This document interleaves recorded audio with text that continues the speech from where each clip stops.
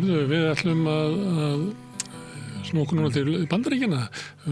Vorum með hérna lengi vel þar sem við köllum Trump-tíman, þetta ekki alveg það, en samt umfjöllunarefni kannski svona Bandaríki Trump og hingað komin Gauti B. Eggertsson, sem þú ert prófessor í hagfræði við Brown háskólan, sem á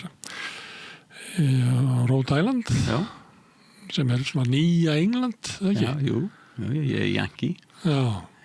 Sem svona ákveðin hluti af Bandaríkjunum sem það margir sem myndi segja að þetta verði ekki alvöru Bandaríki eða hvað.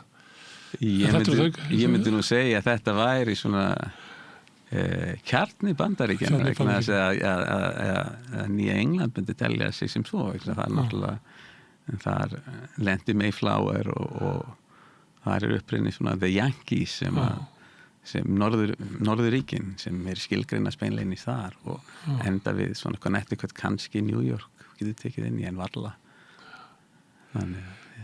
En er þetta svæði demokrata? Já, sko Svo þetta er inn í háskóla norðaustur sko Massachusetts, ég myndir alveg við hliðin á Massachusetts og Rhode Island og Connecticut, Maine og eru almennt frjálslynd á sem sé hann nota maður frjálslynd á bandarískan hátt, liberal sem þýðir að hallast vinstri.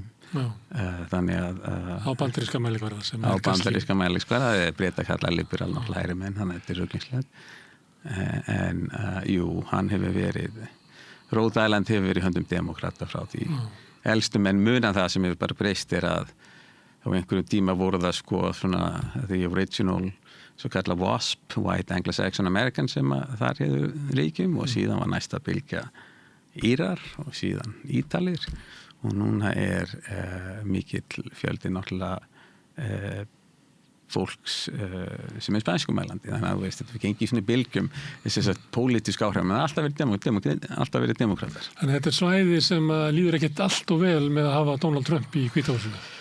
Finnst það svona Nei, hann ekki mjög vinsæll en það náttúrulega alltaf það alveg stuðningu við hann innan fylkisins, þetta ekki eins hann fekk kannski, ég veit ekki, kannski 30-40% þannig að stuðningum við Trump djúpur í Bandaríkjunum, það ekki þetta að neita því og hann á sér ýmsar rætur ekki, það ekki bara trúðslæti hans held ég eigi sér aðeins dýpri rætur.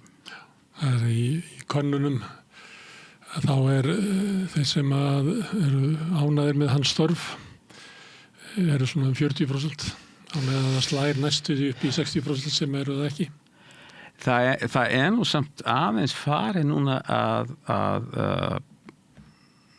og ég held að það fer minkandi og ég held að sé að fara enn meira minkandi vegna þess að sko risans það var svona 2 grundþættir í kosningabaráttunni hans, það var svona eða þú veist, það var svona ákveðið ég veit ekki hvort maður að segja það kannski hljómar hrókafullt en það ekki meint þannig það var svona ákveðið kalt í kringum og sem snerist 2 hluti.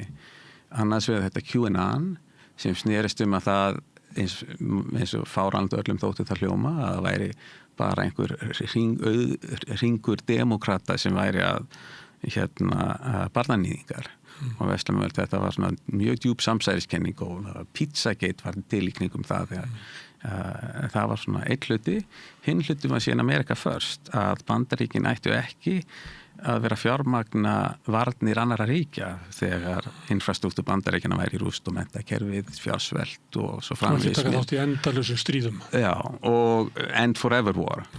Og svo kemur náttúrulega og loforð Trump var þetta að hann ætlaði að hann væri maður sem ætlaði að svifta ljósin af þessum Epstein-skjölum sem voru í umræðum fyrir kosningar og hann ætti að hætta þessum forever wars. Og núna hefur hann náttúrulega gengið gegn báðu. Hann hefur lokað Epstein-skjölin og sagði að þeir sem þetta væri bara democratic hoax og þeir sem héldu öðru fram væru bara ekki maka og svo hefur hann ráðist inn Íran. Þannig að þú ert að fann að sjá núna í fyrsta skipti verulegan og raunverulegan klofning á þessum hægri væng og ég held að það farið að sjást upp í könnunum, ég held eftir að sjást meira. Já. Það svona seikt í stuðningnum hans. Já. Ég hérna með hann, hvað heitir hann, Silver? Nate Silver, já. Já, Nate Silver. Það tekur bara frá því september, þá var hann með svona 43% stuðning og hann með 39% núna. Það sem að samantekið hjá þeim, þannig að það seikt í þessu og þessi sem að hafa klofið sig út úr makarhefingunni til að gagnrýna hann, að ég veit ekki, myndur þú telja að Trump stæði raunverulega ógna þessu fólki vegna þess að... Já, sko, það spurning, sko, það sem hefur gerst sem að það hafa mjög áhrifamikli svona, sko, það sem dreif að sumu leita áfram til dæmis ákafa ungs fólks fyrir Trump var stuðningur svona eins og hér ekki allar áhrifavalda eins og Tucker Carlson svona öflugur á podcastum og hvað heitir hann, Joe Rogers eða það svona mjög stórir sem náti mjög stórs fólks þeir hafa snúist og ég held að sko það getur vel verið að slíkt taki svolítið tíma en það að þeir hafi snúið svona algjörlega gegn honum kannski 4 mest ábyrrandi stuðningsmenn hans fyrir kosningar sem að margir notu sem dæmi það hvernig hann hefði náð til yngri kjósenda ég held að það mjög grunnar það eigi eftir að skila sér en kannski ennþá Fox mjög fylgjandi honum og það kannski ekki fyrir en Fox myndi snúast gegn honum sem að myndi alveg þá geta hann mögulega tapa fylgi meðal eina eldri það nú áhættahópur Fox frekar eldri en hann fekk nefnilega töluverðan stuðning ungs fólks og það var einmitt oft talað það í gegnum þessa svona þar sem fólk fær þessa fréttir það sem ungt fólk að fá fréttir í gegnum svona podcast og svona áhrifavalda en þar hefur það snúið sko og það er nýtt en það spurning hversu lang þú veist hvort þeir hafi engin áhrif menn heldur það áður að þeir hefðu haft mikil áhrif eða hvort það bara taki tíma ég ekki viss Nei, það eitt sem að ég sé bent á að Trump sé fyrir þessa hreyfingu svo mikilvægur það engin annar sem að getur skilað henni jafn langt og það sem að það engin sem að getur skilað jafn miklum breytingum á samfélaginu og Donald Trump. Þannig að þó svo að fólk sé, þeir sem gagnrýnan, að valkosturinn að hafnunum alltaf svo ýktur af því að þú hefur ekkert annað í staðin. Það engin sem að getur tekið þennan sess og þar leðandi sættur þau við Trump með öllum sínum göllum og þótt hann svíki 20, 30, 40% af því sem hann lofaði gagnvart þér, að þá skárra að styðja hann heldur en að fara í óanægju tónin með Tucker Carlson og félagum. Ég hef þessi rök að hann væri svo mikið fenómen að hann kæmi þessari hreyfingu lengra en hún gæti sko vænst að komast. En það er náttúrulega alltaf spurning sko hvort að komi einhver tímapunktu þegar botnin dettur undir og það var náttúrulega allir að vera að bíða eftir því allan tíma.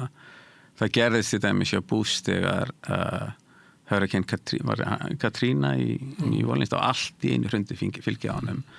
Hjá Biden gerðist í Afganistan og það spurning hvort að veist, maður hefði haldið að Epstein og Íran myndi kannski vera svo tímapunkti á Trump en eftir þá 2 atburði finnst mér að í fyrsta skipti vera verulega hrista í svona grunnstóðum, þú veist, það ekki þessi fyrir það var sameinuð rödd af Fox og af svona þessari maskínu og náttúrulega þetta stríð í Ísrael hefur náttúrulega skipt mjög miklu máli vegna þess að það hefur verið umdeilt á hægri vængnum. Svo við séð kosningar, þar sem að Repúblikanaflokkurinn hefur raunverulega fengið mjög slæma útreið og raunverulega miklu meiri sveifla heldur má sjá í sko fylgi Trump í skoðanakönnunum. Það er rosa erfitt virðist vera að gera skoðanakannanir vegna þess að það sem líka skiptir svo miklu máli í kosningum í Bandaríkjunum hver nennir að fara á kjörstað og þó að skoðana kanni síðan eitt þá það að það sé að minnka stuðningum þýðir kannski bara það að fólk nenni ekki að fara og þannig að þú veist það er svolítið bara til dæmis það að hann hafi unnið kosningarnar gegn Hillary Clinton, ég minn það gegn öllum skoðanakönnunum, en það vegna þess að hans stuðningsmenn nefnt að mæta. Og skoðanakönnunum fyrirtækil fóru bara öll allan heim, eiginlega endur skoða hvernig þau gengur á sínum málum. Og reyndar líka Brexit í Breitlandi, þar sem að skoðanakönnunum fyrirtækin hittu ekki á rétta niðurstu. Nei.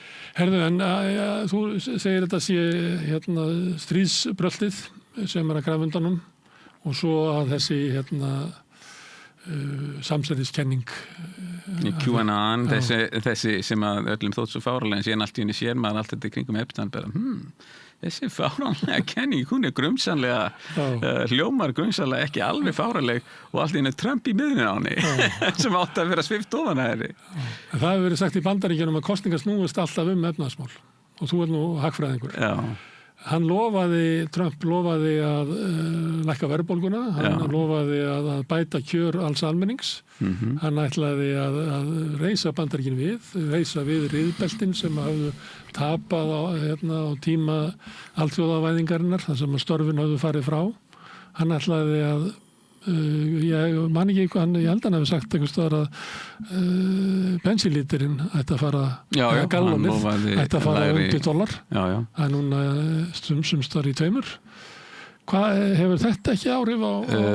Sko ég held að áhrifin hafi ekki að fullu sést vegna þess að olíuverð hefur hækkað mjög töluvert en í raun og veru ekki jafn mikið og ég hefði vænst vegna þess að það er svo rosalega mikið, það er nánast þriðjungur eða 20% sem fer í gegnum þannig með Austurlönd sem er bara fast er ekki að fara neitt, þannig að það sem er að gerast er að byrðir eru bara að ganga niður en verðið hefur ekki farið enn hærra meðal annars vegna digubarkalega yfirlýsing að Trump að þetta sé alltaf leysast en samkvæmt því sem ég best veit er ekkert útlit fyrir þetta sé að leysast og það er náttúrulega, þetta minnir mann svolítið á teiknimyndinni að þú veist þeir eru að hlaupa af kletti síðan kletturinn horfinu heldur áfram að hlaupa í loftinu en síðan bara allt í henni tekur elis fram við og lítinu og dettur ég hefa tilfinningun að það kunna koma með sumrunu að einfallega þessi físíski veruleiki að það er bara ekki nægilega mikil olía að flæða eins og ástandið núna og ég sé þannig að það gæti verið mjög svifta, ég held að það kunni að gera sko, ég meina náttúrulega erfitt að spá allt og sérstaklega framtíðina. Eitt af því sem að Trump vildi gera var að gera Bandaríkin óháð öðrum varðandi orku.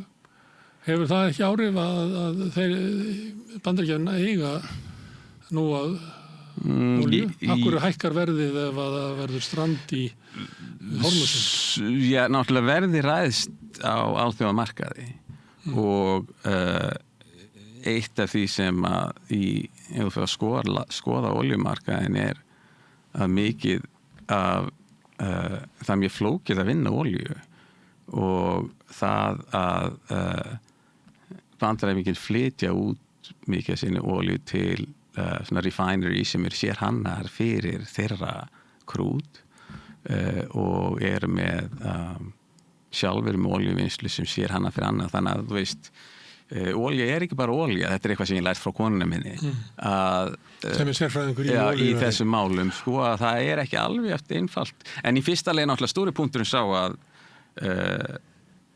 olíumarkaðsverð náttúrulega ræðst á alþjóðamarkaði þannig að ef að verði miklu herri í Evrópu en í Bandaríkjunum þá náttúrulega hafa menn hag af því að flytja olíuna þannig að en það er samt ekkert mjög einfalt einmitt vegna allra þessara þátta þannig að ég veit ekki hvort ég megi bara að spyrja konuna þína í gegnum þig nú er margt sem bendir til þess að þetta stríð milli Bandaríkjanna og Íran sé ekki að leysast að þessi svona hugmyndur að sé okkur samninga framöndan þeir eru svona frekar tæpir og ég heyri marga hagfræðinga vera að tala að þetta geti haft sko áhrif langt fram í framtíðina.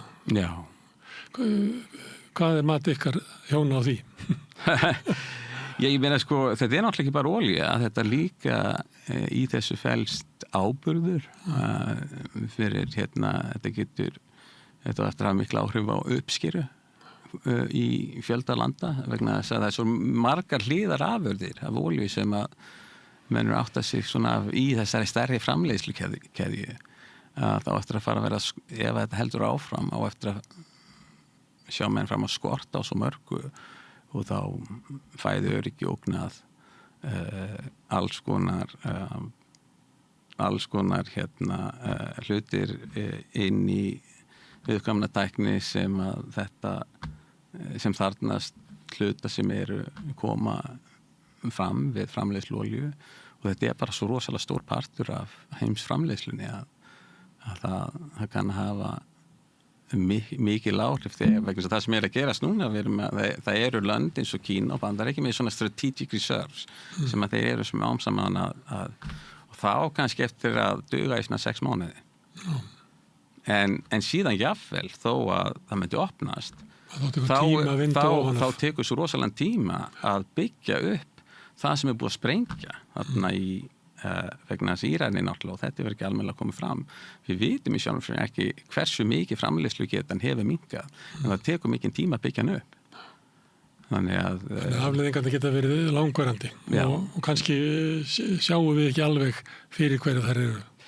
Nei, ég held að það bara mjög mikið lófissi mitt vegna þess að ég meina það erfitt að fá myndir til dæmis frá gervihnöttum frá hvað hefur sprungið og hvenær og þannig að það erfitt að leggja mát á það. Þegar maður hlustar á Trump, hann var nú kannski með meiri svona hitta blaðamenn hérna fyrir einhverju mánuði síðan að við dreigið aðeins úr því. En þá segir hann að efnahagurinn hefur aldrei verið glæsilegri, menn að bara aldrei séð annað eins eins og efnahagurinn í Bandaríkjunum í dag. Störfin að koma aftur, gríðarleg fjárfesting. Er hann að lýsa raunveruleika eða er hann að lýsa einhverjum ímyndunum? Það er náttúrulega ekkert að gerast í þeim gera sem að hann var að reyna að það er ekki þannig að sko eins og að kalla manufakturinn það sé að koma neitt tilbaka. Það er ekkert að gerast. Það sem er að gerast eins og fjárfestingin hefur verið drifin áfram fyrst og fremst að fjárfestingu í gervigreind. Þar nánast bara fjárfestingin og það hefur svona haldið upp í fjárfestingartölum. En þessi áætlanir að fara að framleiða, ég veit ekki hvað var stál og annað þunga en að það hefur ekkert gerst. Það flytja verksmiður til Bandaríkjanna? Já, það hefur ekkert gerst, það miklu flóknara en eitt ræðu svo flókið framleiðslukerfi að það var eins og að vera einhver sem var að stæra þessi manni eftir því að það er bara allt í hans verksmiðu gert hérna í Bandaríkjunum og bara hann verið rosalega ánægður með Trump þá hann gæti hann uppgötvaði að stálið kemur frá Svíþjóð og þú veist hann gat ekki fengið að neist var annars það verið með sérleyfi og þessu stálið sem hafa með sko. Einhver leiti það að fjárfestingin sé í gervigreind eðlileg að því að segjum að þú vildir reisa bílaverksmiðu þá myndur þú líklega bara myndur þú fjárfesta fyrst í gervigreindinni til þess að sjá hvaða afleiðingar hún myndi hafa á því hvernig bílaverksmiðu framtíðurinn að verða. Þannig það getur líka verið að það verði þannig að gervigreindin hafi að því að það er svo líklegt að hún muni umbreyta framleiðsluháttum. Já, í samvæg fyrir vitum við náttúrulega mjög lítið hvaða áhrif hún mun hafa. Það var náttúrulega verið töluvert umræða það að sko störf muni hverfa og annað slíkt sko. Ég segi oft við stúdenta mína ég myndi ykkur að þið væruð í ykkur væri sagt í dag að 80% störfuðu í einhverjum ákveðnum geira en eftir einhver tíma myndi bara 3% starfaðar. Hvað myndi allir hinni gera? Við ekki bara fjöldaatvinnuleysi. Þetta er náttúrulega bara nákvæmlega það sem gerist í landbúnaði yfir 100 ár eða 150 ár í Bandaríkjunum.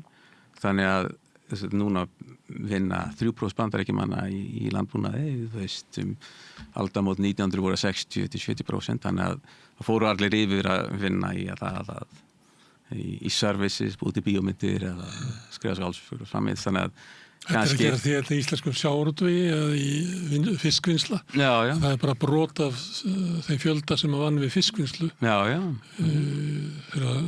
Þegar þú fættist sem er að vinna þar núna. Já. Þannig að, en kannski spurningi fyrst og fremst sú hvort að eftir að gera svo hratt að það verið erfitt fyrir fólk að aðlaga sig. Það er náttúrulega það sem er. Og það var náttúrulega það sem var stóri vandinn einhver leyti við það að sko eins og Trump talaði manifesturinn hefði lækkað svo mikið í Bandaríkjunum sem gerist náttúrulega ekki rétt fyrir hans tíð hefur að gerast bara í 10 ára var að það var erfitt, þú veist, störfin voru ekki í sömu borgum og það voru áður, þannig að þú veist það var erfitt þú þurftur að fara frá einhverjum bæ sem það sem var stálversmið og flytja til New York eða Florida og það er náttúrulega sársaukafull aðlögun. Þú ert sérfræðingur í efnahagshruninu, eða ekki? Meðal annars, ég hef Getur orðið bóla í fjárfestingum í gervigrindinni sem að springur og skadar okkur? Já, það var náttúrulega bóla í þessi internetbóla 2000 sem að þá fórum enn fram úr sér í væntingum og hún hrundi og það kann vel að vera að það gerist líka með það er erfitt að segja, menn þetta byggist á væntingum og hvort að það er væntingar rætast við ekki, ég meina það er bara eins og hvert annað veðmál.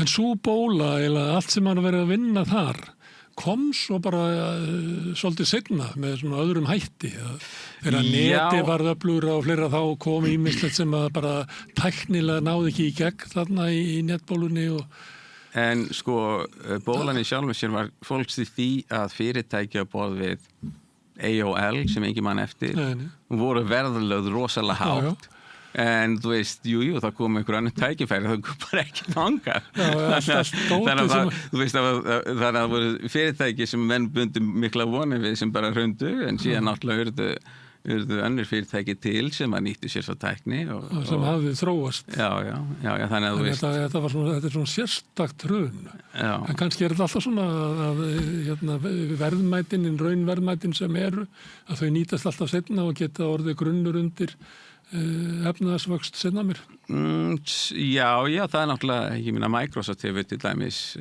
og Apple hafa mjög lengi náð að halda haldið sínu verðmæti mjög vel en það voru mörg önnur fyrirtæki í sér tæknibóli sem að bara hörfu þannig að það er náttúrulega gangur á því sko. Og slíkt gæti gerst út af Já, ég meina, ég held að það sé ég held að það náttúrulega bara blasir við ég meina, við vitum ekkert hvað ég meina, þú manns kannski þegar farsíminn kom fyrst iPhone-in maður hefur bara, hvað er þetta? Þú veist, til hvers er þetta eiginlega? Síðan, þú veist, kom það bara í ljós og Steve Jobs sagði það sjálfur, sko ég veit ekkert hvernig fólk á eftir að nota þetta þú veist, ég vil bara vera með eitthvað App Store síðan bara, þú veist komist að því og ég held að það sé svolítið svipað með þetta, bara við vitum ekkert ég fundi það í einn rannsóknum að þetta er gífulega öflugt tæki gervigrindin Já, og þú notar hana í þínu rannsókn Já til þess að mylja svona upplýsingar Já, og gögn, þú getur náttúrulega sérstaklega gagleg í því að lesa yfir til dæmis setjum fundargerðir mjög mikið magn sem þarf að lesa og þú hefur ekki tíma þess að lesa þá getur það súmraði fyrir ákveðna hluti hún er núna orðin góð í að fylgja því að svona abstrakt starffræði og ég tala ekki að gera kóða til þess að leysa líkön Það eru margir lögfræðingar sem mistu vinnuna í Bandaríkjunum sem að unnu við það að lesa dóma til þess að finna dómafordæmi. Einmitt, það er bara þetta hvarf. Já. Ég var að hugsa á leiðinni í vinnuna hérna Það eru birtingahús og gölluð sem að dreifa auglýsingum sem náttúrulega mjög fáir miðlar eftir á Íslandi, þannig það getur ekki verið mikil sérfræðiþekking hvort þetta ég fari í Moggan eða Viðskiptablaðið. Já, það er eitthvað eftir að því. Ég tók eftir því að ég get ekki keypt Morgunblaðið neins staðar. Nei, það er ekki lausasölublaðið lengur. En þetta var þá að birtingahúsið var að greina gögn, hvað er að geti fundið hagfræðinga á 60-aldri. En núna getur gervigreindir náttúrulega að lesi þetta. En birtingahúsið þau tóku í komissjón yfir 20% fyrir sérfræðiþekkingu sína. Ég var bara að velta þessu fyrir mér á leiðinni inn í vinnuna að þetta einhvern tímann hlýtur sá sem að kaupir þjónustu birtingahús að fatta það. Hann getur bara að mata gervigreinda þessum gögnum og fengið ráðlegginguna hraðar og betur og spara sér þessi 20%. Jú, það á náttúrulega við mjög margt þó að séu náttúrulega ákveðin takmörk og við notum til dæmis við ráðningar hjá okkur en það var kannski aðalega bara til að sortera og svona búa til stærri myndina hér náttúrulega það maður að skoða þetta sjálfur líka að einhver leyti. Endanum þarf ákvörðin að koma fyrir. Það er ekki gott að skilja hann eftir að ákveða. Nei. En efnaðarstaðan, er hún þannig að fólk hafi verið með væntingar sem ekki ganga eftir og það er ekki gott fyrir stjórnmálamenn að segja þegar við aldrei haft það betur og fólk upplifir að svo sé ekki. Þú tapar kosningum ef þú ferð með það erindi.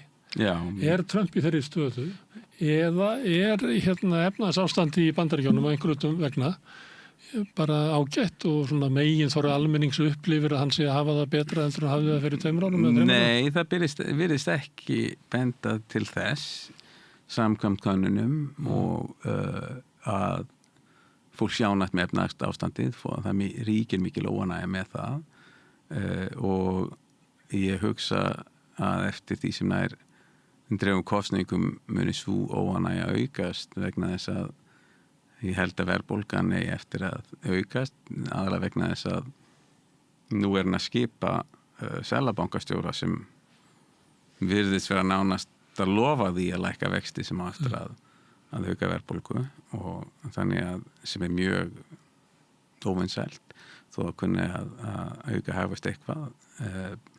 Þannig ég tala ekki sín ofan á það þessi þrýstingur á verðlag vegna Íransstríðsins, þannig að ég held að hluturinn náttúrulega geta breyst fljóst en ég held að lítið frekar illa út frá hann að þýleiturinn til í þessum kosningum sem er framöndan í þinginu sem held ég að verða ákveðin skurðpunktur og að skurðpunkturinn þar líka hvort að þeim takist að hversu miklu marki það takist að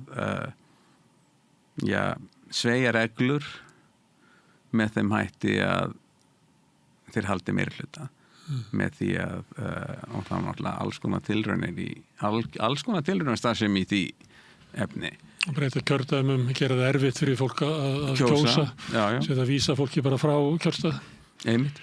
En það sem náttúrulega gerist ef að bylgjan er nægilega stór, þá held ég að þetta kunni ekki að skipta snúist í höndunum á þau eins og ég var að dæmi kostningar í Texas. Þeir voru farin að gera fyrir því að Hispanics eða spænskumælandi myndi kjósa á en síðan þegar búið að fleygja með þeirra í fangabúðir eða fljúa með að hinga og þanga þá náttúrulega er það fólk ekki mjög líklegt til þess að kjósa á. Það sem við erum að tala um og þeir sem ekki þekkja það þá eru kjördæmi skipuleg þannig að það er að vera að reyna að ná hámarksnýtingu á kannski helming atkvæða og bæla hinn niður. En ef að sveiflan er þannig að flokkur sem reynir þetta nær kannski ekki nema 43% ekkurlis, þá getur orðið mikil sveifla í hináttina. Þannig að þá getur þetta farið svona í andliti á þér og þú getur fengið miklu lakari niðurstöðu heldur þú er ekkert gert. Það er ekki Jú, ég held að það er náttúrulega löng saga allskyns kosningasvika í flestum lýðræðisríkjum eins og Bandaríkjunum en þau verða í rauninni aldrei alvarleg fyrir það nema sé mjög nálægt eins og Flórida þegar var Gore Bush það var bara eins og að kasta teningi í hvort þeir unnið það var svo fá atkvæði þar á milli og þá máttu kannski deilum hvernig þessi atkvæði voru töluð voru talin en ef það verður mjög stór sveifla þá held ég að verður mjög erfitt fyrir að halda aftur á. Það var ekki hægt að svindla.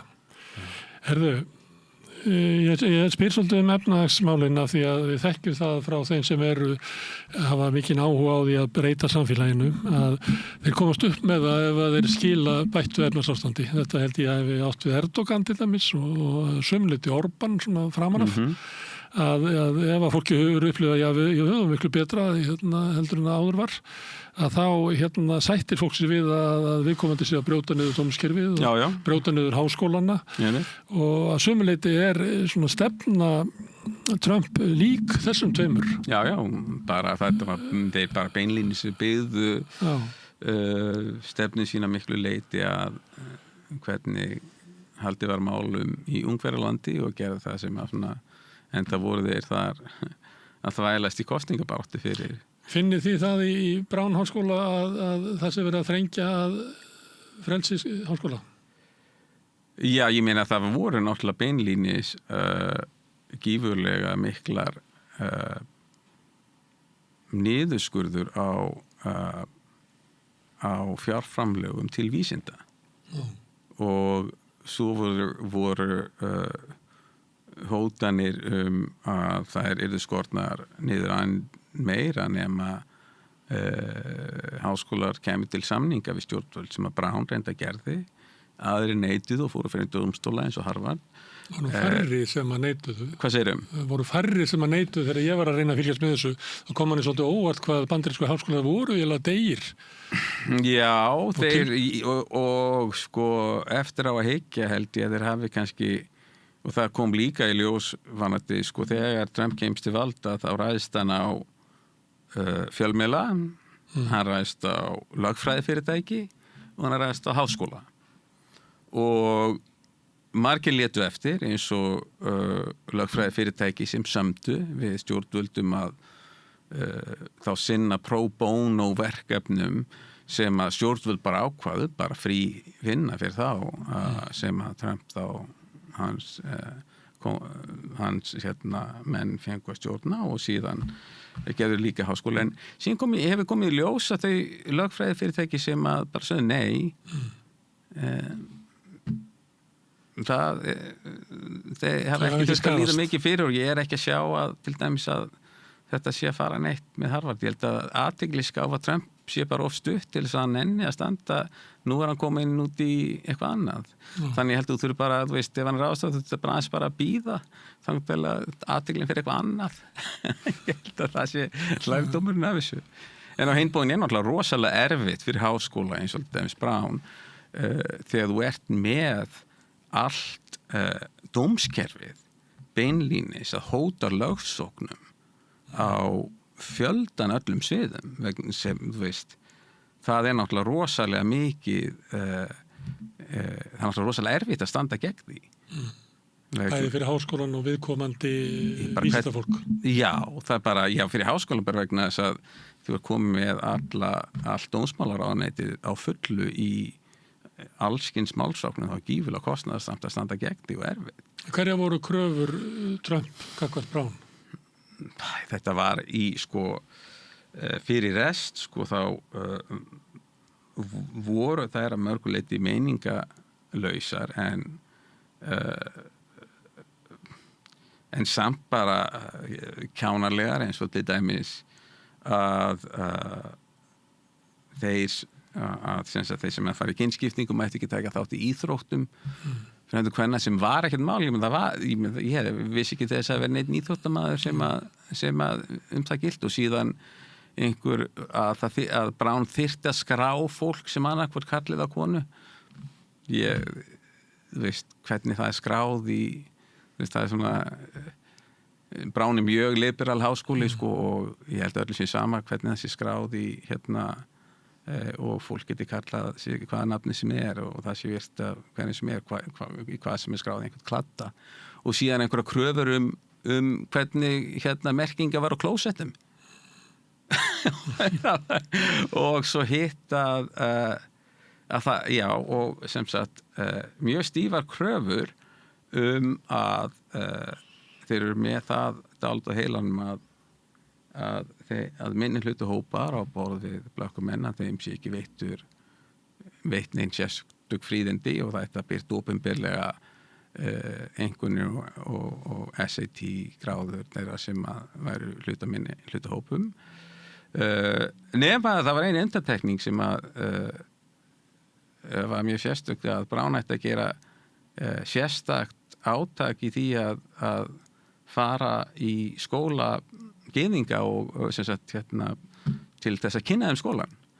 Og þetta mjög skrítið vegna þess að og allt þetta tal að það væri svo mikill antiseministi í sko Brown eða Harvard var náttúrulega alltaf bara uppspinnu frá rótum. Sko fjórðungur nemenda í Brown eru gyðingar. Fjórðungur starfsliðsins. Þetta stórt gyðingarsamfélag. Já, og það sama í Harvard og mótmælendur í Brown, þetta voru fyrst og fremst gyðingar, þetta voru Jews for Peace.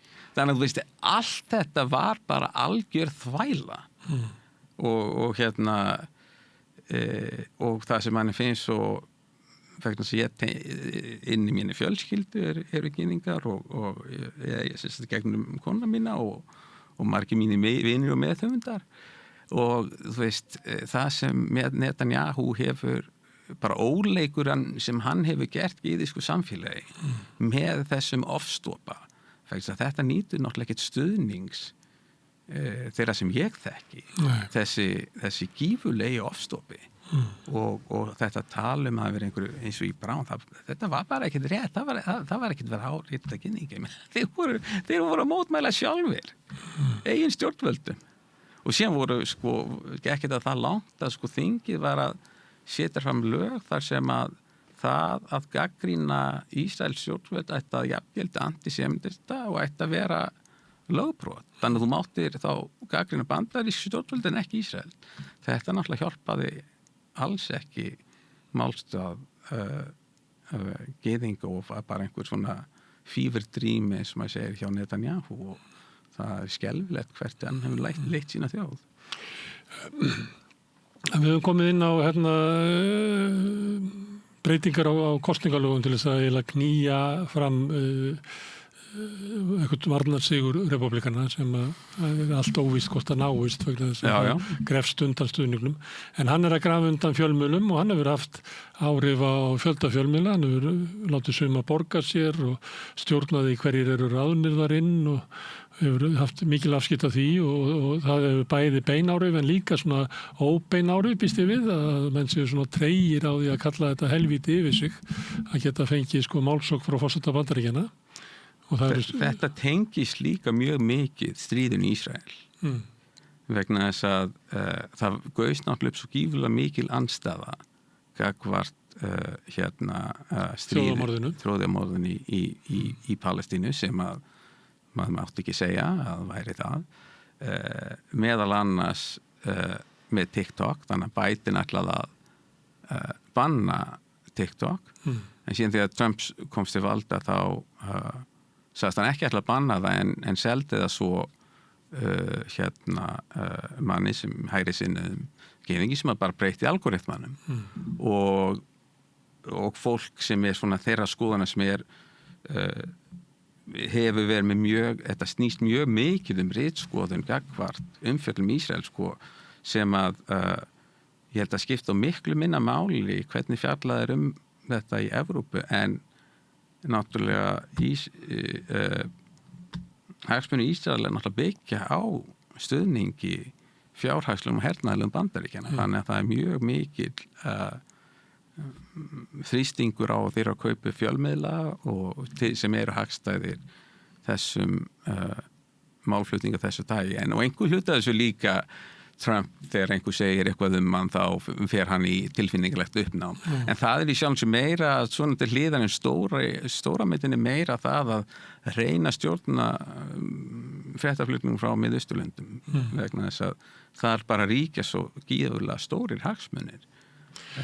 En þegar þú fórst til Bandaríkjanna þá var ennþá líklega til svona draumurinn Bandaríkin sem valdreift lýðræðisríki þess að væri aðgreining þrískiptingu ríkisvaldsins en líka að sko háskólarnir hefðu sjálfstæði og fjölmiðlarnir hefðu sjálfstæði og þeir hafa náttúrulega ekki verið hrifnir af því að sko verkalýðshreyfingin hefði eitthvað leys en það var þessi svona hugmyndum svona valddrift lýðræðislegt samfélag að hætti Vesturlanda eða svona draumur Vesturlanda að byggja upp. Finnst þér að menn hafa verið að segja það að ég veit ekki hvort það ætti að flokka Bandaríki sem lýðræðisríki menn hafa leyft sér að segja svoleiðis myndir þú taka svo djúpt í árina? Nei, ég held að það sé nú svolítið langt gengið en sko ég ætla alveg að viðurkenna að svona fyrsta hálfa ári þegar Trump var við völd þá þegar var meina tilskipun á dag bara sko mér fannst svolítið eins og Minneapolis hafi verið bara Stalingrad Trump það voru bara skandinaviskar ömmur sem að stoppa hann þegar þetta var að fara út í það að æs voru bara grímuklæddar glæpasveitir sem voru að henda fólk inn í ómerkta sendiferðabíla og sko upp að þeim tímapunkti þá var þróunin bara verða verri og verri og verri en þá bara kom einhver tímapunktur og það svolítið áhugavert að það hafi gerst þar sem yfir 50% afkominda Skandinava þegar fólk sá í sjónvarpi bara, þú veist, að þessi karikatúr af Karen þegar, þú veist, það var að skjóta Karen þegar hún er að bakka bílnum sínum með hundin og barnadóti, þú veist, þá bara, hvað er að gerast? Það bara allt í einu, það small eitthvað, sko, þá bara, og fólk byrjaði, og það sem gerist líka var, sko, fólk sá þetta í sjónvarpinu, það var að skjóta þarna konu, bara sem bara bakka bíl, og það var að vera að skjóta hjúkrunarmann sem hjúkrunarliði, hann var bara skotin í höfuðið á götu í Minneapolis, og það sem var svo, sko, athygli, þetta var svona ákveðin skurðpunktur vegna þess að þá fóru sko Stephen Miller sem held aðstoðar ráðgjafi Trump og hún konan sem ég nenni ekki að muna nafnið á og var Kristi Nóm að þau beinlínis fóru að ljúga að þau hefði ráðist á bla bla bla og þetta, manni fannst maður verið eins og í Sovjetríkjunum, þetta var bara, maður sá þetta á myndbandi og þú voru að segja að það var eitthvað annað að gerast og þá bara, fólk bara gat ekki tekið því, það var bara mikið. Kristi Nóam. Þannig að ég held, síðan þá finnst mér nú ekki, sko, mér leist ekki á blikuna fram að Stalingrad. Þá ertu að segja raunverulega að Bandaríkin séu það virt lýðræðisríki að þegar almenningsáliti snýst gegn stjórnvöldum að þá missa þau raunverulega getuna til þess að reka stefnu sína. Að þú getur ekki rekið stefnu sem að gegn svona virkri andstöðu mikils meirihluta fólks. Það virtist koma í ljós þarna. Já. Þetta var var mjög stór skurðpunktur fannst mér. Vegna þess að þá bara þurftu þeir að bakka. Þetta var bara meira og meira ofbeldi, handtakanir og ofstæki en þá bara þeir bara hörfuðu. Og þeir hörfuðu út úr borgum. Já. Þannig að þú ert bjartsýnn núna heldur en ef ég hefði talað við þig fyrir rúmu hálfu ári. Já, maður hafði miklar ágjur þá en mér sýnist sko kerfið vera að halda eða einhver, ég vona það mér sko, náttúrulega prófpunktun á það þessar kosningar. Tekst þeim að svindla á ég meina, fyrsta lagi náttúrulega fyrir bara eftir hvernig kosningaúrslitin og þau getur náttúrulega að fara á hvernig sem en ef það verður kosið, sagði Trump einu sinni? Já, einmitt ef að þú veist, það svolítið prófpunktur sko, hvernig þær fara og ef að það er allt sem hinga til lýðræðislegt sko stjórnvöld hafa þrátt fyrir allt sagt að þau hlíti úrskurði dómstóla þegar þau hafa sagt það og þeir hafa reynd að fara í kringum það en þeir hafa passað sig að fara ekki fram hjá þeim línum eða farið eins nálægt þeim að hægt þó auðvitað mig held í fram en þú veist það ekki þannig að hafi beinlínis bara farið gegn því sem að mjög republikanskur Supreme Court segir sem stundum mæli gegn þeim. Ég ræddi við Harald Sigurðsson sem nú prófessor emeritus líklega Ég veit ekki hvernig það í Bandaríkjunum, hvort að menn haldi bara áfram endalaust að vera prófessor. Hann er ekkert svo langt frá þér í jarðvísindum. Já. Hann sagði við mig á þessum mánuðum sem þú ert að lýsa og svona fyrstu mánuðum Trump. Já. Að það kæmi sér svo óvart hversu margir beygðu sig bara undir þetta. Þessar breytingar sem að hann var að knýja á í samfélaginu og ætluðu bara svona að sjá til og það var svolítið að hlusta á hann. Var svona eiginlega vonbrigði með samfélagið og auðvitað byrja með þá eins og oft í tengslu við Trump að finna til einhverja samsvörunar við Þýskaland villistríðsárana. Það sem að fólk lætur einhverja svona samfélagsbreytingar yfir sig ganga. Við vorum áðan að ræða að fólk lætur yfir sig ganga ef það er efnahagslegu bati, að þá þetta ná í gegn kannski niðurbróti á lýðræðinu með einhverjum hætti. En Haraldur nefndi það að það hefði komið sér mjög óvart og hann er þarna einhvers staðar í Nýja Englandi líka að hversu lítil andstaða var svona meðal almennings. Að það sem hann fór, að fólk var ekki svona til í að ræða þetta neinu ráði og það væri svona uggur í samfélaginu eða þá svona, bara best að sjá til. Þetta var náttúrulega svolítið og það var skipulagt að það var svo rosalega mikið gert í einu sem var bara út úr öllu korti að fólk bara eiginlega ringlaðist. Ég held að það verið svolítið þannig að það var svo gífurleg, það var bara sko bombarderað. Þetta gert hitt, þannig að þú veist, það náðist einhvern veginn ekki fókus, fannst mér. Og það var eiginlega ekki fyrr en sko einmitt með þessa grímuklædda menn, það náðist einhver ákveðin fókus að hérna setjum við línuna. Vegna þess að þú veist, það var ástæða háskóla, fyrirtæki, lögfræðinda, það var svo margt gert í einu. Það var svona flooding the zone, það var það sem var hugmyndin.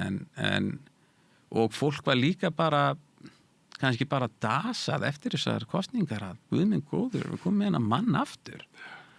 Bara þetta er eins og, ég segja bara fyrir sjálfa mig að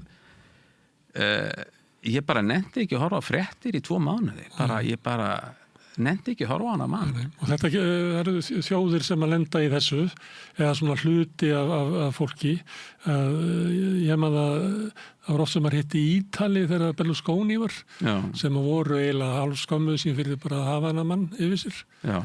Og munurinn á því að koma til dæmis til New York þegar Clinton var forseti eða þegar Bush var forseti að maður eiginlega skynjaði á borginni að henni leittist frekar að hafa Bush sem forseta að meðan að það var svona Clinton átti betur við svona skaplindi og svona lífsafstöðu fólks á þeim tíma.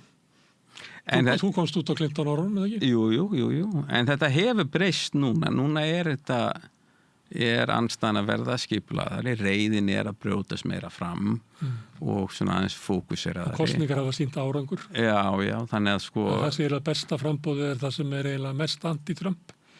Já, eins og í New York, borgarstjóri New York, ég meina hver hefði haldið það. Bara engin. Og það var náttúrulega... Það hefði engin trú að þessu sko hálfu ári fyrr. Nei. Og ég reyndar held að það frambóð, það voru náttúrulega lífskjör vegna þess að fólk fannst ekki lífskjörin hafa batnað.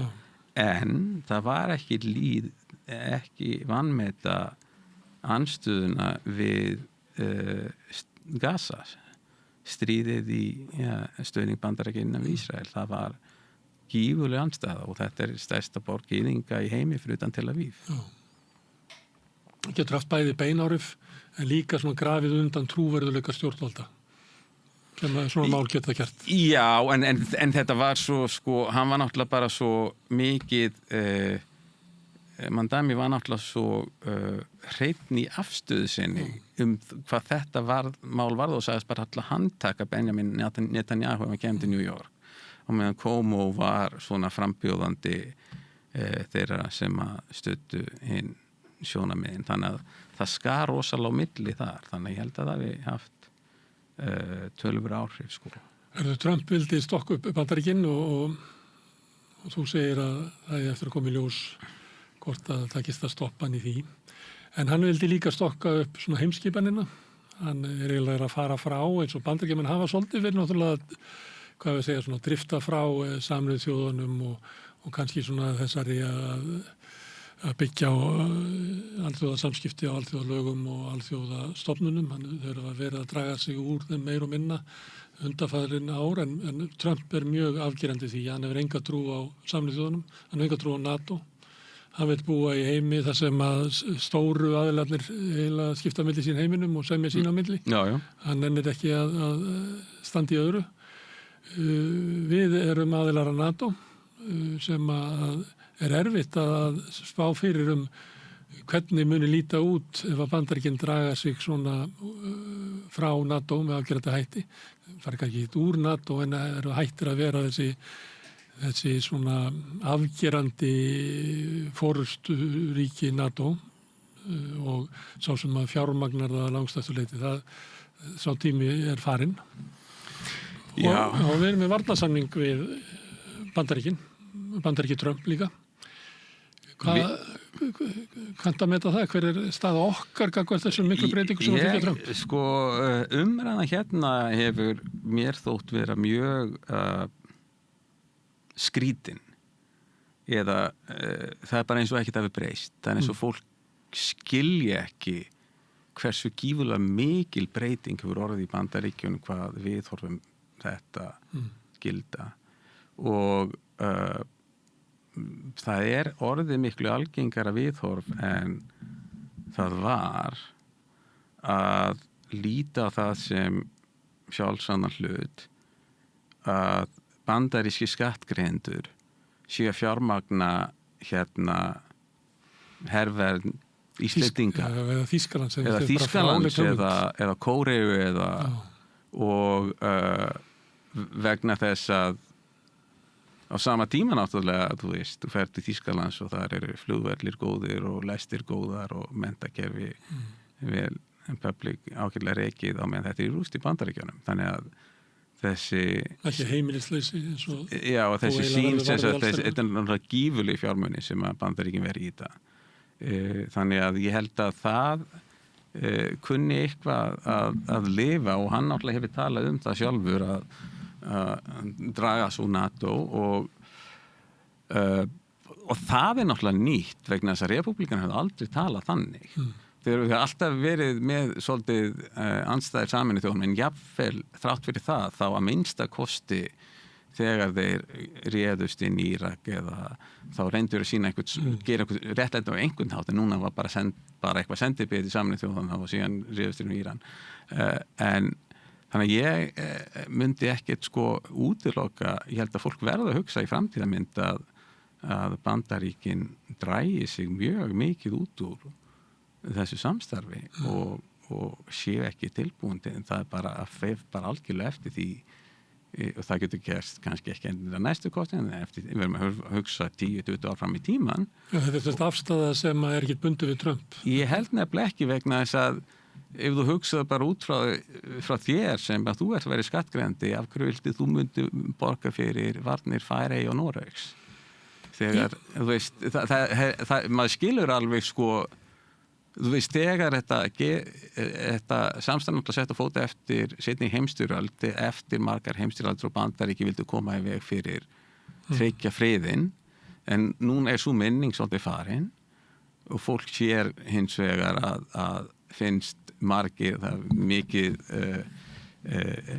launamismunur í Bandaríkinu og margir sem, þú veist fá ekki almannaþjónustu í heilbrigðiskerfinu og lélega menntaþjónustu og annað og okkur við þá að gefa okkur skattpenning þá að það að vera eitthvað annað fólk langt út í heimi sem að það það sem og var svolítið líka bak við makarheiminguna og röki fyrir því að það bætir öryggi Bandaríkjanna að halda friði í heiminum og til þess að halda friði í heiminum að þá þurfum við að hafa gott net bandamanna og við höldum bandamennunum með því að lofa þeim vernd, hvort sem að það í Evrópu eða í Kóreu eða Japan að þessi rök, þau haldi ekki á móti þessum raunveruleika sem í Bandaríkjunum sem að ég ekki viss þetta grunnkerfin fiskin orðin. Já og í sjálfu sér voru þetta kerfi alltaf var sett saman í pólitískri samstöðu að einhver leið republikan og demokrata, það var ekki eins og kjósendur hafa verið spurðir einu sinni. Það var aldrei kosningamál. En ef þegar gert að kosningamáli vilt þú borga fyrir aðra, þá það mjög erfitt fyrir stjórnmálamann að taka þann slag. Þannig að, þú veist... Vilt þú borga fyrir varnir Þýskalands þar sem að Þjóðverjar njóta góðrar heilbrigðisþjónustu sem greitt af skattfé? Það það sem ég hef ágjörð að þið getur dreifst út á NATO og þetta tengist náttúrulega Ísland að þýlun til að mér finnst svo skrítið, ég átti samtölu við fólk hvað varðar, setja sem svo sem ég hef að Bandaríkjamenn dreifst út á NATO. Þessi tvíhliða samningur var gerður fyrir hönd NATO af Bandaríkjanum, af Truman. Þú veist, Trump virti ekki samning sem var gerður við Úkraínu. Hann hefur bara ekki nokkuð einasta gildi. Og ég meina að það var samskonar tvíhliða samning gerður Grænland á nákvæmlega sama tíma. Þannig að ef að sú staða skapaðist sem að, þú veist, gæti gerst, það dræs út á NATO, hvar erum við þá? Og þegar við segja að dræja út á NATO er náttúrulega einleiðin, annað væri það að NATO myndi bara eiginlega koðna niður vegna áhugaleysis Bandaríkjanna og yrði til einhver svona önnur evrópsk varnarbatteri sem að væri til. En þá sko yrðum við hluta því og með hvaða hætti hvað myndi gerast ef að Bandaríkjaforseti fengi áhuga á Íslandi í tilfelli Grænlands var það náttúrulega Danir sem að þá sendu, það var náttúrulega meira tákrænt þýska hermenn og franska og Evrópusambandið náttúrulega þróast í varnarsamstarf í ljósi þessa og við gætum náttúrulega bara lent utan þessa. Það var áhugavert. Það var 3 tíma viðtal við Ólaf Ragnar sem ég hlusta hann reyndar ekki á en ég nota AI svolítið summera fyrir mig og eitt af því sem kom fram að við varum í svo rosalega góðri stöðu vegna þess að það væri svo miklar auðlindir hérna, við værum svo miðstæðist og við værum svo hernalega mikilvæg. Gæti það ekki þýtt að hefðu margir áhuga á landinu sem að þyrftu ekki þá að fá einhverja verð ef að við erum svona mikilvæg. Ég meina, Trump hafði áhuga á Grænlandi einmitt vegna þessar auðlinda. En ef við horfum á Ísland frá Bandaríkjunum, þá gætu við sagt þess svo að Bandaríkin munu alltaf verja Ísland fyrir árásum vegna þess að það er mikilvægt þeirra eigin öryggishagsmunum. Að þau munu aldrei una neinum að ná einhverju fótfestu hér. Þannig að Bandaríkin munu alltaf rekja í burtu einhverja... Eða við getum sagt svo að þau fengi áhuga á Ísland á sama hátt á Grænlandi og ákveður við sá áhugi byggður. Það var... Til að fyrirbyggja árásir að einhver annar myndi náði ítökum í Íslandi, að þá verðum við aftur að koma á herstöðum og eitthvað. Nei, ég segi áhugir á Grænlandi beintist ekki að því að það geti ekki byggt upp herstöðar, til gátu það. Hann byggðist á auðlindum. Og þess vegna vildu þið Grænland. En við eigum engar sambarilegar auðlindir og grænlendingar. Hver veit, innan 200 mílna lögsögu hvort að hér finnist olíuauðlindir og orkan og hernaðarlega mikilvæg staða og svo framvegis. Ég meina við vitum það náttúrulega ekki. Og það fyrir bara allt eftir því hvernig stjórnvöld á hverjum tíma telja hvað þau þurfa til þess að hafa fótfestu. Þannig að það er ákveðin ógnum við fullveldið. Ef þú ert ekki í formlegu samstarfi á jafnréttis grundvelli. Staða Íslands þarna í Atlantshafinu, ég þekki ekki hvernig menn meta svona kafbátahernað og annað slíkt, en það er mjög auðvelt að sjá svona, þú kannast við það að Rússarnir þoli ekki NATO inn í Úkraínu að því að það er bara hraðbrautin til Moskvu ef þú kemst þar og sömuleyti var þetta að horfa á landakorti þess að ég sé ykkur hernaðarsérfræðingur að Ísland væri bara með það mikilvæga stöðu til þess að verja austurströnd Bandaríkjanna eða austurströnd Ameríku að Bandaríkjann mundu aldrei sætta sig við ítök annars stórveldis hérna. Ég held einmitt að þetta sé mjög góð punktur þegar þú hugsa 20 ár fram í tíma. Í dag, það er verið að tala þjóðaratkvæði með ESB, ég hygg að engum bandarískum stjórnvöldum ekki eins og Trump kynna að koma í huga að segja við getum ekki farið inn í ESB í dag.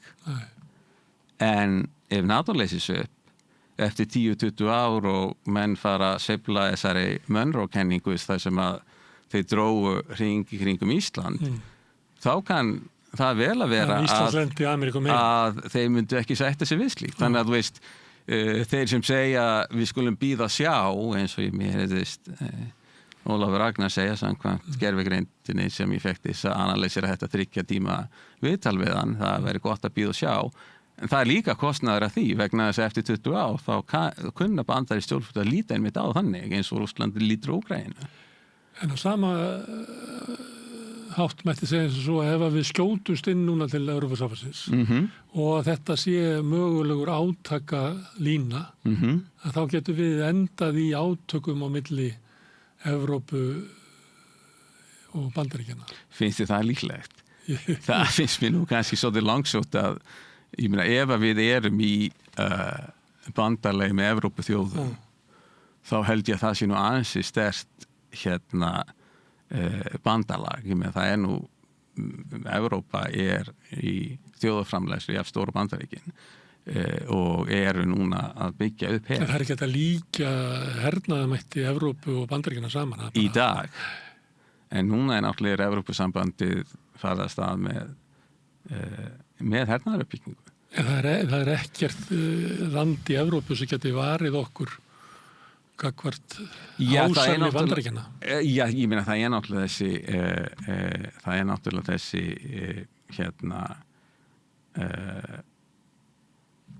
hvað maður að segja, mutual destruction með kjarnorkuvopn. Við erum náttúrulega undir þeirri reglíf með Frökkum og Bretum, en Bretar myndu líklega vera hluta því samstarfi. Nú reynda Kanada að fara að tala um að vilja koma inn í Evrópusambandið. En nú ert þú alveg komin að því að fara að segja við mig að við verðum að fara inn í Evrópusambandið núna, sem allra fyrst, til að verja okkur öfulega frá Bandaríkjunum þar sem þú býrð. Já, ég held að, ég meina, ég ekkert að segja að það sé eitthvað líklegt að þú veist, nei. Það líklegra heldur okkur standi ógn á Rússlandi. En ég meina þetta bara alls konar sviðsmyndi sem við þurfum að skoða. Líklegra okkur standi ógn á Bandaríkjunum heldur Rússlandi. Já, ég held að ef að þú færið einhver Trump sem að vil fá Grænland og Ísland þá ég held að það er sviðsmynd sem að mér líst ekki á. En þannig að þú veist, eða vera hluti við, sko ef að NATO losnast upp þá verðum við vera hluti að einhverju stærri ríkja samstæðu. Annars tekur okkur einhver. Já, ég meina það bara hætta á því. Eins og í seinni heimsstyrjöldinni. Já, ég meina það bara hætta, en það er ekki bara, sko, það er ekki bara þessi varnarhagsmunir þó að það sé, og ég meina það er ekki mitt sérsvið, þannig að ég er náttúrulega bara svona spekuleri eins og Karl út í bæ, sko. En ég kannski þekki betur efnaðislegu hliðina sem svo að það sem annan náttúrulega sem hefur gerst að skipla alþjóðaviðskipta hefur hrunið með öllum þessum tollum af Trump og fyrir lítið ríki eins og Ísland sem ekki, sko við erum með samkvæmum Evrópusambandið en það getur hver sem lagt toll á okkur á þess að leggja toll á Evrópusambandið og ef við ætlum að byggja okkar viðskiptamódel á tvíhliða samningum við önnur ríki við höfum bara enga samningsstöðu það bara 0. Við erum með fríverslunarsamning við Kína en ekki Evrópusambandið. Við erum með fríverslunarsamning við Indland held ég og við erum með fríverslunarsamning við Evrópusambandið af því þú nefndir Ólaf Ragnar að ef að svona til eitthvað svona utanríkisstefna Ólaf Ragnars að þá hún eiginlega Íslandi að taka sér stöðu og vera jafngóður vinur allra. Ekki vera... Ég held að það, sko, það gæti verið gaman af öllum en mér þykir þetta svolítið íslenskt, sko, að halda öllum þykir við vera svo krúttleg að við ætlum bara að leyfa okkur að fá allt ókeypis bara af því að við séum Íslendingar, við trúum á álfa og svo framvegis. Ég meina Ísland eina landið í þess að Kínverjar hafa þýtt heitið á. Ég meina þetta er bara spurning sko í hvaða aðstöðu erum við ef að einhver þú veist, hefur hagsmun að beita sig gegn okkur eða vill við með eitthvað bakland. Jú, það getur vel verið að við getum verið heppin í einhverjum samningum hitt og þetta, en ef þú verður hugsa hlutina bara út frá samningsstöðu almennt en reiðið ekki bara á lukkuna, þá held ég að þú verður að hugsa aðeins kannski dýpra það en svo að það vill svo til að einhver kínversku forseti vegna þess að Ísland skipti ekki máli, kannski átt að næst kvöldverð með Ólafur Ragnar, ég veit það ekki. Það sem að situr svolítið þunga í þetta sem þú ert að segja, að því að maður er svo sem heyrt þetta hjá mörgur svona Evrópusinnum, eða sem vilja gangi í Evrópubandalagið, að út af ástandur í Bandaríkjunum þá verður við að velja Bandaríkin. En að því þú kemur frá Bandaríkjunum, og þú ert náttúrulega orðin hálfgjörður kanið, ekki? Jú, ég er með tvöfaldan ríkisborgari. Syniðinir eru Bandaríkjamenn. Já, og ég meina, ég elska Bandaríkin og ég er alls ekki á þeirri skoðun að það sé að lýðræðið sé þar komið að fótum fram og ég er mjög bjartsýnn á það að Bandaríkin haldi sig í NATO og að skútan rétti við og svo framvegis. Ég bara þeirra náttúru vegna þess að mitt fræðis við nú að taka ákvarðanir þegar það er óvissa að hugsa alla leiki í stöðunni og það eru leikir í stöðunni sem að við höfum séð. Það ákveðna þróanir sem við verðum líka að hugsa Já, ég er ekki að segja að þeir séu líklegastir en þú lifir ekki lífinu þannig að þú tekir ákveðinu bara út frá því hvað líklegast heldur líka hugsaðu afleiðingarnar. Já, sem getur breytt stefnu þótt að sé ekki nema 1% líkur á því og lendir í mjög vondum málum. Já. Meðan þú kannski tekur ekki ákvörðun og verður stefnu eru 50% líkur að það verður bara aðeins. Já, og það að vera land án hers innan nokkurna varnarbandalaga vera land þar sem viðskipti eru orðin njóta ekki neittnra alþjóðleina reglna. Það bara hættulegt fyrir smáríki vegna þess að þá gefur einu landi svo rosalega mikið vald yfir þér. Ef að Kína er einu innflutningsaðalinn einhver efni þá og vilja eitthvað frá okkur þá þeir með algjört tangarhald á okkur. Og við höfum ekkert að leita, skiljum við. Þannig að það við sem í fríverslun, það er tvíbent sverð vegna þá getum við líka verið mjög háðið þeim einhverju leiti. Þannig að það sem það er sviðsvindmi sem að vera held ég hugsa og það er þýljósi og þetta er það sem tvennt sem nýtt í sér umræðu. Ég hef aldrei verið sérstak ekki það heitu Evrópu sinnar sem hafa náttúrulega talað mjög heitt fyrir þessu í fjölda áratug. Ég hef aldrei verið alltaf langað að hugsa Ísland sem svona eigin heimsálfu en þessi hlutir þetta niðurbrot alþjóðlegt samstarf finnst mér fyrir lítið ríki bæði viðskiptahagsmunir, varnarhagsmunir, það veldur mér bara miklum áhyggjum og þá ekki vegna sem ég held að Bandaríkin séu vond heldur, ég meina ekki frekar Þýskaland séu vond en maður bara að hugsa Það er heldur ekki þannig að Bandaríkin séu á villigötum en Evrópa ekki.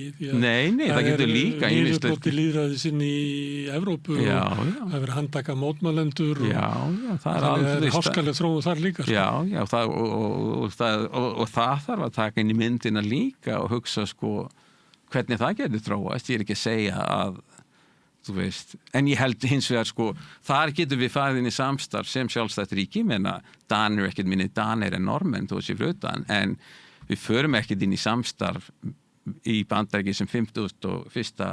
fylki Bandaríkjunum með 2 senatora og ég meina við yrðum hjálenda eins og Puerto Rico borgum skatta en fengum engin réttindi, fengum kannski passport og það hefur mjög miklar afleiðingar eins fyrir Puerto Rico þar sem þú ert ekki með neina pólitíska vekt inn í því pólitíska kerfi sem að þú býr. Ekkert sæti við borðið. Já, þá færðu bara svo fá framlög. Þú varst að borga skatta einhvers, þar við erum náttúrulega ekki borga skatta í Evrópusamstæðan, þessi EES-samningur er ekki óhagstæður okkur en Puerto Rico er ekki í þannig stöðu. Getur verið ástæði fyrir því að Íslendingar eigi erfiðleikum með að tala varnarsamninginn og stöðuna á NATO svona opinskátt. Er að stundum það þannig að þú óttast á því að orða eitthvað, ótta við að verði. Þannig að við séum í ástandinu, þá er enginn að segja þetta, þó að kannski mörgum gruni þetta, en menn óttast raunverulega bara að segja þetta því að þá ítur raunverulega undir að þetta verði. Ég áttu við að stjórnmálafólk óttist að tala það að ákveðin ókunni að stafa Bandaríkjunum til þess að það myndi skaða okkar samstarfið þeirra.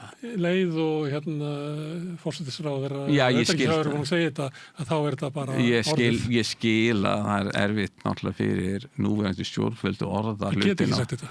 Nei, og það alveg skiljanlegt og ég ætla ekki að álása þeim fyrir því, sko. En stundum lendum við því að það er hlutverk annars fólks og ég er ekki að segja, ég meina, utanríkismál er ekki mitt svið, það er ekki mitt rannsóknarsvið, það er bara eins og horfa við mér sem er fylgt mikið áhuga pólitík og horfa á þess að streyma þarna, þá held ég bara þolinmæði Bandaríkjamanna fyrir að ausa fé í að verja önnur ríki sé að þróttan komin, sko. Og það er náttúrulega skiptir máli fyrir okkur. Það kallar á algjöra umpólun og utanríkisstefnu Eystrasaltsríkjanna eða Póllands. Já, enda ég meina Eystrasaltsríkin eru að biðja þýska hermenn. Hverjum hefur grunað það? Já. Og ég meina að Þýskaland er að setja rosalegt fé núna og þá var að segja Evrópusambandið sjálf með 800 billjónir í það er uppbygging í gangi þar, ég meina þetta er að gerast í Evrópu. Já. Það er að gerast allt sem að... En hérna er bara engin umræð þetta. Og það er kannski eins og þú segir að þetta er náttúrulega viðkvæmt vegna þess að eins og þú segir mér að forsætisráðherra eða utanríkisráðherra getur ekki fara að tala ógn Bandaríkjanna þegar við erum í samstarfi við það. En það er að koma kannski innan úr háskólanum. Já, bara í almennri umræðu finnst mér sjálfstætt að taka það inn í myndinu og þá er ég ekki að tala það af neittni. Ég meina, ég er Bandaríkjamaður líka, ég er líka komið bandaríkisvegabréf þannig að sko ég hef ekkert nema og mínir synir eru Bandaríkjamenn og mín kona, ég hef ekkert nema gott Bandaríkjana að segja, það var tekið mér mjög vel þetta er mjög gott þjóðfélag í grunninn séð. Að því þú nefnir þetta þú átt frjálsinni og sem eru komin á rúmlega unglingar, ekki menn þessi elsti allavega. Og eitt er í menntaskóla í Íslandi. Já. Til þess að spila fótbolta. Hugsaðu þessar breytingar í Bandaríkjunum út frá svona persónulegur stöðu líka. Er það veltaði fyrir þér, þú veist, hvað getur orðið drengina þína ef að þróunin verður svona, hvort það verður kallaðir í herinn? Já, ég meina það var talað það til dæmis í umræðinu ef að við núna sem eins og Bandaríkjumenn, ef að Bandaríkjumenn ætla koma á stjórnarskiptum, þá þyrfti beinleins að ráðast inn í 90 miljón manna land og það gerir ekki án þess að fólk að kalla inn virki herskildina sem þýðir elstu sonur minn kynna vera kallaði til og það var þetta sko og það er þetta sem er sko einmitt Make America Great Again, no foreign intervention. Þetta er rosa mikill skurð á, sko. Það tengist inn í bara fjölskyldulíf. Já, bara almennt fólk bara af hverju afsækjaðu orðalagið, af hverju ætti ég að vilja senda son minn til Íran? Já. Og þetta er raunveruleiki. Í stríð þess að drepa fólk. Þetta er raunveruleiki í lífi langflestra Bandaríkjamanna sem eiga í fjölskyldusögu sinni sögur Já, og líka ég meina það eiga eins og við. Ég meina, í okkar fjölskyldu, konum hinna megin, er náttúrulega fjölda margir sem eru hermenn. Herinn bandaríski er náttúrulega mjög stór. Og þú þekkir fólk sem að starfar innan hersins. Þetta er ekki eitthvað... Þetta er ekki hugmyndafræði bara? Nei, ég meina, þetta er ekkert fjarlægt sko heimi fólks sem að fyrir í þakkagjörð í þann hluta hennar fjölskyldu. Þá eru kannski einhverju leyfi sem að eru hermenn. Vill maður að það fólk fari til Íran? Herðu, Gauti, gaman að fá þig hingað að ræða Bandaríkin og öryggismál. Þú ættir að koma hérna kannski ekki með sérsvið, ég er kannski ekki að tala með efnahagsmál. Þú ættir að koma hérna aftur, við til dæmis ræddum ekki tollatrömp. Tollana. Tollaþörlina. Já. En hérna, ég fæði kannski eitthvað tíma að setja. Já. Það var gaman að spjalla við. Herðan, við ætlum að halda hérna áfram við Rauðaborð. Við erum alltaf að skilja heiminn og samfélagið og okkur sjálf í leiðinni. Næsti kafli er eftir augnablik. Öflug verkalýðshreyfing er lykillinn að öflugu samfélagi. Alþýðusamband Íslands samstillt barátta í þágu launafólks í meira en heila öld.